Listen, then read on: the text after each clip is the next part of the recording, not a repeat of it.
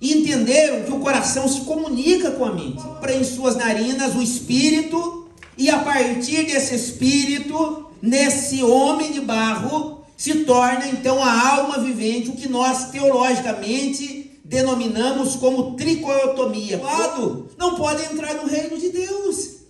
O terno que a gente usa, a roupa elegante que você está usando, não tem o poder salvífico. Uma das maiores referências de pesquisa na área de cardiologia que se tem conhecimento no presente tempo. E esse grupo de cientistas decidiram pesquisar partindo da ideia daquilo que a Bíblia apresenta sobre o coração. Eles ficaram intrigados, porque a Bíblia fala do coração não como um músculo cardíaco que bombeia o sangue do ser humano, mas a Bíblia descreve o coração como a sede da nossa alma, de nossos sentimentos, desejos e emoções. Até aproximadamente essa época, as pessoas que a mente não tinha uma relação direta com o coração. Até então, a ciência, ela entendia que os sentimentos, na verdade, eles partiam do pensamento, do intelectual, e desciam para o coração do homem, e através do coração se espalhava pelo corpo.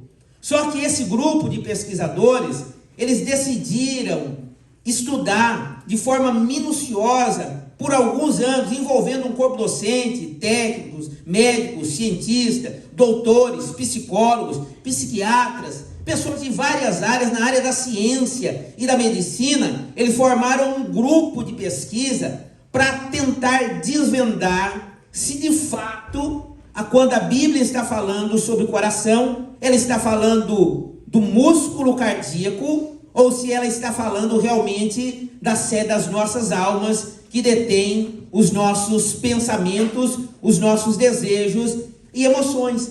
E diante dessa pesquisa, de mapeamento, de monitoramento, usando toda a tecnologia que eles tinham à disposição, investindo milhões de dólares, eles perceberam que o coração tem a sua própria rede nervosa. O coração tem mais de 40 mil neurônios dentro desse músculo cardíaco. Existe mais de 40 mil neurônios. E eles perceberam que o coração está conectado com todo o corpo. E entenderam que o coração se comunica com a mente. Mas ao contrário do que até então se pensava, que a mente era que governava o coração, eles entenderam que na verdade é o coração que governa a mente. E tanto é que o nome dessa pesquisa, eles deram um nome para essa pesquisa. E o nome dessa pesquisa se chama o cérebro do coração.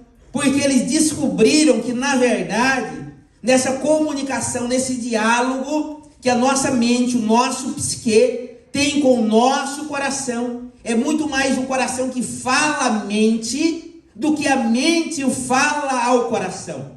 Lembre que eu falei para vocês que Salomão escreveu o livro de Provérbios aproximadamente 1000 anos antes de Cristo. Agora eu pergunto para vocês, se Salomão ele não estava numa faculdade, ele não desenvolveu uma pesquisa, ele não tinha um método de monitoramento para descobrir isso que as pessoas foram descobrir há 20 anos, há 25 anos atrás. Sabe por quê, irmãos? Porque Salomão, ele escreveu essa palavra debaixo da inspiração do Deus Criador do homem. Foi Deus que nos criou o corpo, a alma e espírito. Quando nós abrimos a nossa Bíblia, acompanhe comigo, Gênesis capítulo de número 2, versículo de número 7, aqui está a criação do ser humano. Olha o que diz a Bíblia, Gênesis capítulo de número 2, versículo de número 7, e o Senhor Deus formou o homem do pó da terra, e lhe soprou nas narinas o fôlego de vida, e o homem tornou-se alma vivente.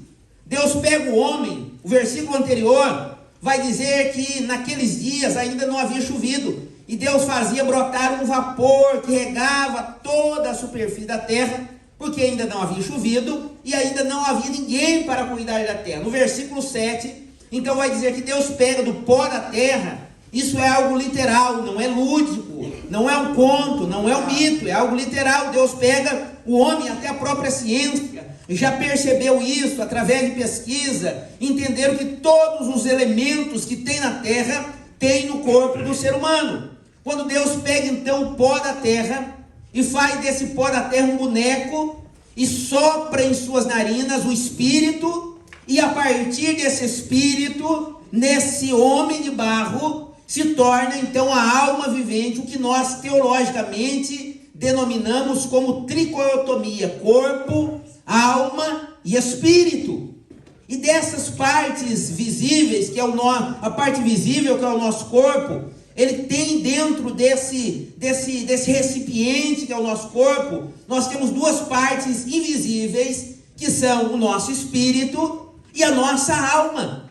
E quando nós olhamos para a Bíblia, falando sobre o espírito e sobre a alma, nós vamos ver que tem uma correlação. Quando a Bíblia fala da alma, ela também está falando das nossas emoções.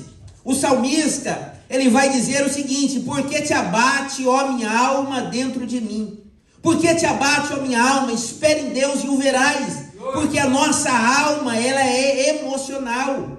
Ela sente medo, ela sente temores, alegria, ela sente amor, raiva. Por isso que o salmista vai dizer: por que te abate? Porque se aflige, ó minha alma, dentro de mim. Espera em Deus e o verás.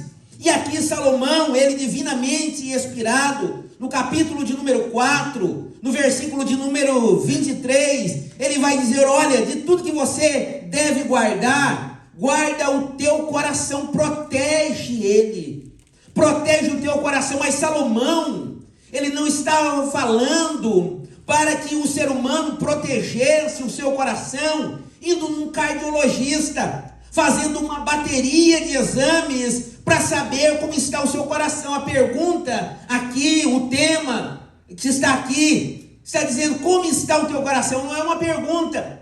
Talvez se nós perguntarmos para as pessoas que não têm Jesus, como está o teu coração? Ele vai falar: olha, eu fiz um check-up lá na fábrica, o meu colesterol está ok, o meu triglicérides está tudo ok, as minhas aveias coronárias não estão entupidas, as minhas artérias, o meu coração está em funcionamento perfeito, a pressão intracardíaca está tudo perfeito, tudo normal. Mas a pergunta aqui não é como está o seu coração, o músculo cardíaco. A pergunta é como está o seu sentimento, como está o seu sentir, como está a tua alma. O apóstolo São Paulo, escrevendo Filipenses, no capítulo de número 5, no capítulo de número 2, o versículo de número 1, capítulo de número 2, versículo 5, na parte A, ele vai dizer: de sorte que haja em vós o mesmo sentimento que houve em Cristo. Cristo, irmãos, quando ele veio na terra como verbo encarnado, ele veio como homem, como ser humano, corpo, alma e espírito. E por causa da alma que Jesus teve quando o verbo encarnado, ele teve sentimentos de amor, ele teve sentimento de empatia, ele teve sentimento de tristeza, ao ponto de que a Bíblia nos registra que Jesus chorou, porque ele viu alguém que ele amava perecer por conta de uma enfermidade. Jesus, na tentação, no livro de Mateus, no capítulo 4, vai dizer que ele teve fome. Após passar por um período de jejum, ele teve sede. Por quê? Porque são sentimentos, são coisas da nossa alma. Jesus, ele se compadeceu de algumas pessoas. A Bíblia vai dizer que ele se moveu de íntima compaixão por algumas pessoas, porque Jesus, quando esteve na terra, como o verbo encarnado, ele era corpo, alma e espírito. E por causa da sua alma, por causa dos seus sentimentos, Jesus se compadecia das pessoas, ele tinha piedade. Irmãos, quando nós olhamos para a Bíblia, nas mais de quase 1000 ou um pouco mais de 1000 vezes que a Bíblia está falando sobre coração, a Bíblia está falando sobre os nossos sentimentos. Hoje, uma das áreas que nós vemos a maior procura é a área dos sentimentos. A psicologia, ela tenta, com todo o seu esforço, com toda a sua dedicação, tentar achar uma solução para que as pessoas encontrem um lugar de refrigério para a sua alma.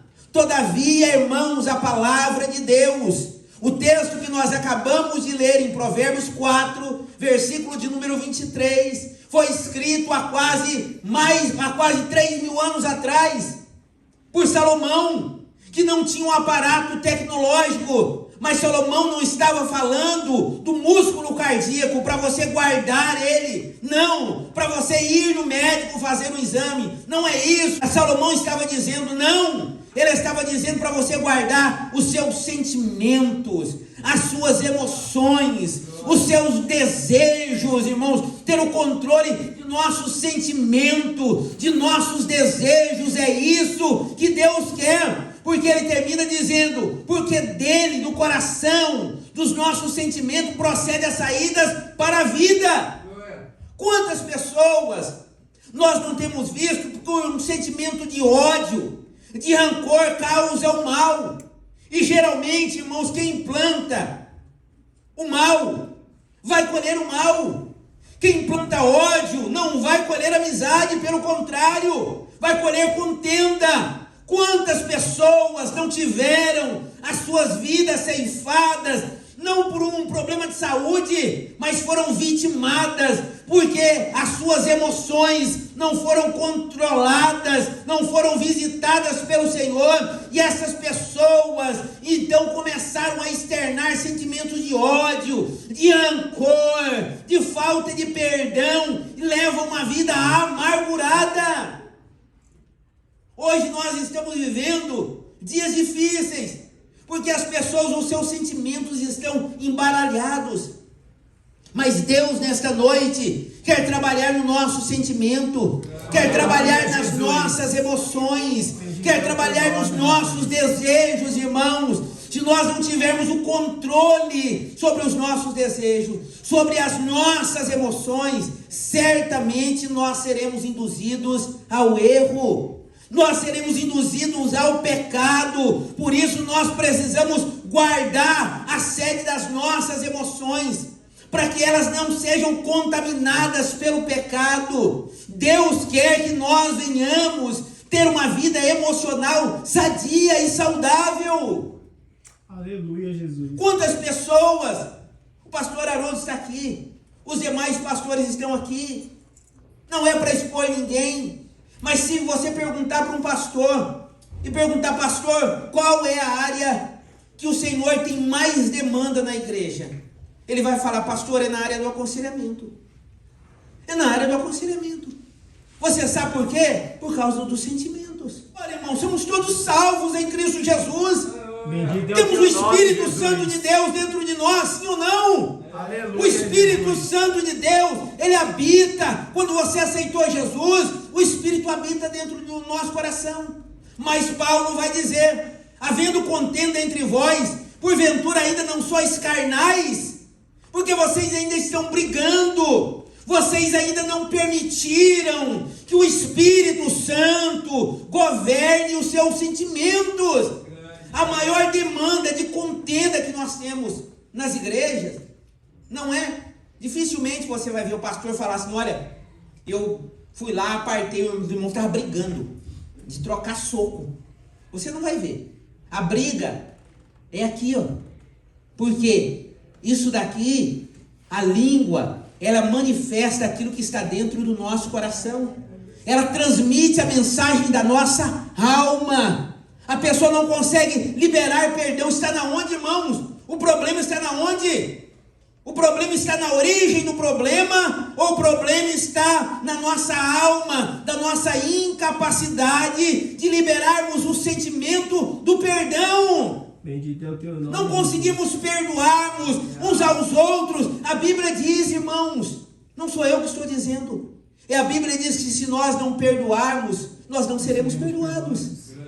Aleluia, Jesus. E quem não pode, quem não é perdoado, não pode entrar no reino de Deus.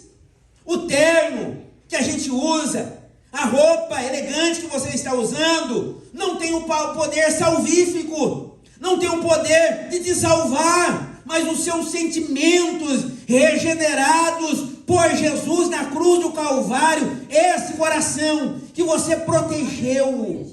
Salomão, ele está dizendo, olha, de tudo que você deve guardar, guarde o teu coração. Aleluia, Jesus. Foi pregado aqui, ó. Aqui a pregação foi aqui no teatro. Guarda o teu coração, porque o diabo, o Espírito quer habitar dentro do teu coração, para fazer do teu coração o lugar aonde ele vai trabalhar, aonde ele vai trabalhar nos seus sentimentos, mas o diabo também quer esse lugar. O diabo quer o teu coração. Sabe por quê? Porque a partir do momento que ele tiver o controle do teu coração, ele terá o controle de toda a tua vida. Ele terá o controle do seu sentir. A partir do momento que ele tiver controle do teu coração, ele pode designar para o seu coração que ele não ame mais. Mas quando Jesus, através do Espírito, habita dentro de nosso coração, ele vai promover dentro de nós o que Paulo diz em Gálatas capítulo 4, versículo de número 22.